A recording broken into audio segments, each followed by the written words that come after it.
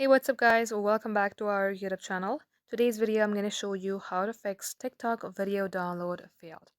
So first and foremost, all you have to do is open your application, select a video which you would like to download, select the share button, and select download right here. For some reasons, if you cannot download that video, then there might be a problem with the video itself. At times, the owner can also decide if the video can be downloaded in somebody else's device or not. So if the admin or the owner of the video has not enabled that download button, you will not be able to download the video. But if they have enabled, there are some things that you can try and fix. For that, head over to your Play Store and search for TikTok and make sure that you are using the latest version of your application.